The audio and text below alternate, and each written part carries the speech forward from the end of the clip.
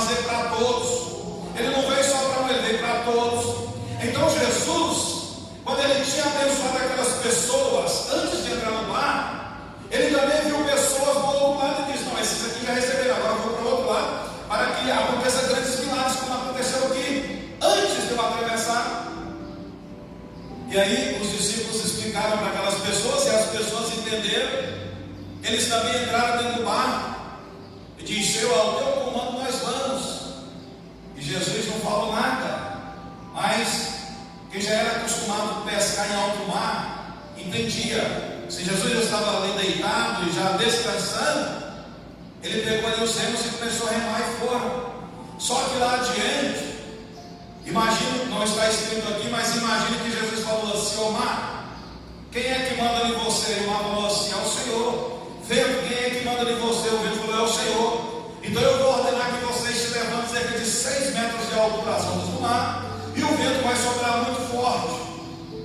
E de repente, quando eles estavam em alto mar, começou-se as ondas a levantar, e começou-se os ventos soprar, e os discípulos começaram a ficar com medo, e começaram a entrar em pânico, em desespero.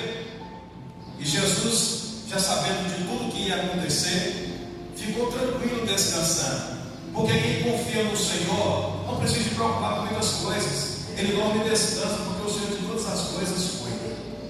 E ali os discípulos em desespero, gritando, apavorados: nós vamos morrer, Senhor, nos socorre. E Jesus, tranquilo, como ele está hoje. Se tivesse um aqui, Jesus tranquilo. Se tivesse 500 pessoas aqui, Jesus tranquilo. Jesus, ele é tranquilo em tudo. Muitas vezes ele vai ver o sufoco das pessoas e não vai agir no momento que a pessoa está sufocada. Uma passagem conta que houve um desespero na casa de Lázaro. Jesus sabia de tudo aquilo que estava acontecendo, e as irmãs de Lázaro mandou avisar Jesus que Lázaro estava muito enfermo. Jesus ouviu a mensagem do mensageiro. Jesus foi lá naquela hora que o mensageiro chegou, sim ou não? Não. Ele disse: o que está acontecendo lá, pelo nome de Deus, é glorificado. Nós não vamos lá agora. Vamos deixar que as coisas piorem um pouquinho. De repente, Jesus falou: já é a hora, vamos lá. Quando chegou lá, uma mulher foi reclamar: Senhor, se tu estivesses aqui, o meu irmão não teria morrido. Mas Jesus, observando aquela mulher, falou: mulher de pequena fé, já não te disse que se creres verás a glória de Deus? Ou seja, mulher, essa fé pequena que você tem, se você acreditasse que eu sou o dono de tudo, a sua fé seria tão grande que não precisava de eu vir aqui, você mesmo orava e o seu irmão seria ressuscitado ali. E Jesus, quando chegou ali naquele sepulcro, ele deu uma olhadinha, mandou tirar aquela pedra, as lágrimas desceram dos seus olhos. Ele não conversou muito, mas viu aquela multidão ali. Tinha muitos murmuradores, pessoas de todas as formas ali. Imagino que naquele momento ele falou assim: quem acredita que Deus me enviou?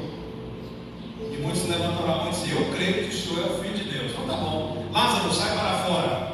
E Lázaro veio para fora. E naquele momento, o que prevaleceu foi a fé do Senhor.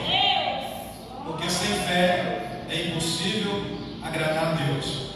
Há momentos na nossa vida que a gente cai em tanto desespero. Nós, cristãos, nós já vimos tantos milagres acontecerem. Por exemplo, eu sei para onde Jesus me libertou. Tem hora que a gente passa tanta dificuldade que a gente fala assim: meu Deus, será que eu vou sair dessa? Mas o Senhor sempre nos lembra: eu já te tirei daquele buraco lá que era pior. Você é preocupado agora com alguém que falou um assim na sua vida. Muitas vezes acaba o gás da nossa casa. Meu Deus, como é que eu vou fazer amanhã? O Senhor já nos tirou de tantas situações. Muitas vezes pegamos uma gripe: meu Deus, eu acho que eu vou morrer. Mas antes, nós pegamos uma Covid, uma bronquite, uma pneumonia, tantas coisas. E de lá o Senhor nos livrou. Há momentos que a gente vem para a igreja falou assim: hoje é meu último dia, eu não dou conta mais, eu não consigo mais, não tem mais jeito de eu continuar nessa jornada, está tão difícil, Deus não está vendo, o Senhor se esqueceu de mim, as pessoas não estão me vendo mais, perdi meu emprego, estou sendo caluniado, estou sendo perseguido, as pessoas estão me olhando com um olhar de desprezo. E Jesus, quando olha para nós, Ele faz uma pergunta exclusiva: que preocupação é essa que todos vocês têm com os homens da terra? E nessa indagação e nessa pergunta, que vem de confronto com as nossas preocupações, Jesus responde uma coisa: quem é que cuida dos passarinhos que não trabalham nem fiam? Quem é que cuida deles? Aí nós respondemos: é o Senhor. Ele diz para nós: e quem é que cuida de vocês? Nós respondemos para Ele: é o Senhor. Quando Jesus vem de confronto com a nossa vida, e Ele pergunta para nós: que dificuldade é essa que você está colocando? Qual situação é essa que você diz que não consegue caminhar mais, que você não tem mais uma alegria de vir para a minha casa? Quando Ele nos confronta, Ele está dizendo assim: olha, você está caminhando, você está vendo, você está ouvindo, seu coração está batendo, você tem pernas, você tem boca. Dê uma olhadinha agora para quem encontra ele na CPB, no CEPAI. Dê uma olhadinha para quem alguém uma hora dessa está desenganado lá no Araújo Jorge. Dê uma olhadinha para quem uma hora dessa está lá no Hospital das Clínicas. Dê uma olhadinha para quem uma hora dessa está lá no Hugo. Dê uma olhadinha para quem uma hora dessa está lá no Banco de Olhos, no Hospital de Olhos de Goiânia, perdeu as vistas. Para quem uma hora dessa sofreu um acidente, perdeu as duas pernas, perdeu o braço. Dê uma olhadinha para quem uma hora dessa foi desenganado da medicina, saiu bom de casa, chegou no hospital, o médico diz: você só tem 24 horas para sobreviver. Esses dias eu estava ali em casa e chegou um irmão ali em casa e disse: pastor, eu estou tão fraco,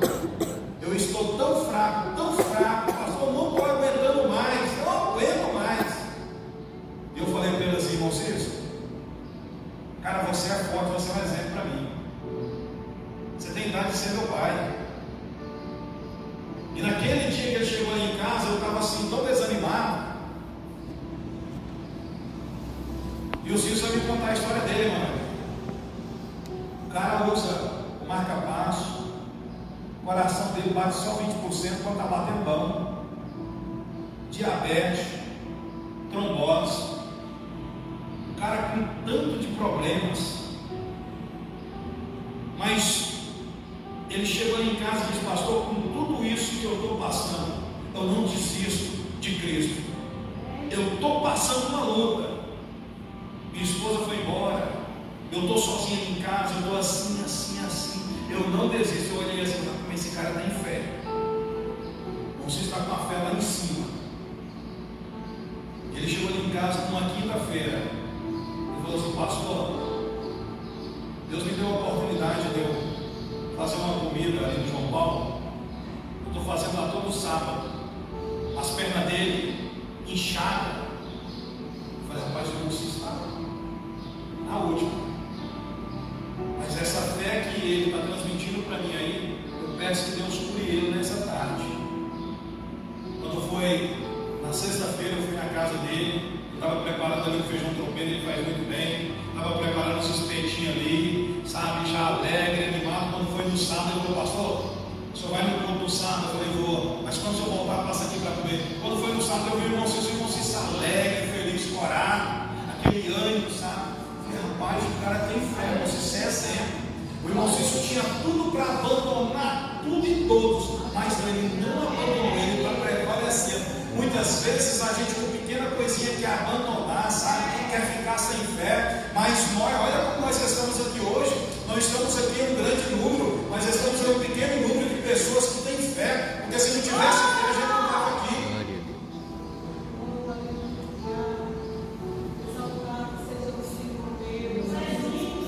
E as ondas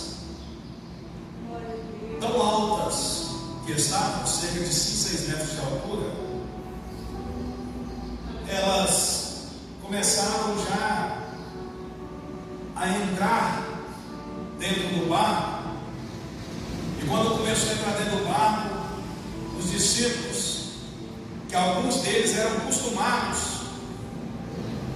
a passar a noite todinha em alto mar pescando, eram pessoas preparadas, nadadores. Quando as ondas e os ventos começaram a tocar o terror, o desespero foi tanto que eles não lembraram e chamaram Jesus. Quando eles chamaram Jesus, Jesus levantou, não falou uma palavra com eles, nenhuma. Falou assim: mar, basta seu faixa e desce, quieta aí agora. A Bíblia diz que o mar, que era aquelas ondas, cessou na hora. Os vendavais que estavam tocando terror, Jesus falou assim: vou dar só uma ordem, cala vocês aí agora. E o vento, ó, calou, se aquietou. A Bíblia diz que trouxe uma grande bonança. Sabe o que eu entendo com isso? Que há momentos que a nossa fé é tão pequena, tão pequena. Primeiro Jesus falou assim, ó: ainda que uma mulher que amamenta o seu filho venha esquecer dessa criança, eu, Senhor teu Deus, jamais me esqueço de você.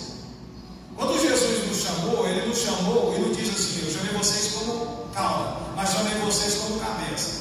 Quando Jesus nos chamou, Ele diz assim: vocês são escolhidos meu. Quando Jesus nos chamou, Ele diz assim: vocês são a menina dos meus olhos. Quando Jesus nos chamou, Ele nos chamou para viver uma vida e vida com abundância. Quando Jesus nos chamou, Ele nos chamou para viver uma vida de santidade. Quando Jesus nos chamou, Ele nos chamou para que um dia fôssemos morar em um lugar onde as ruas eram de ouro e os muros de cristais. Quando Ele nos chamou, Ele diz assim: tem um negócio dentro de vocês que o mundo todo não pode comprar. A alma de vocês vale mais que o mundo inteiro. Quando Jesus nos chamou, Ele diz assim: vocês são meus e eu sou de vocês. Quando Jesus nos chamou, Ele falou assim: olha, ainda que vocês tenham aflição,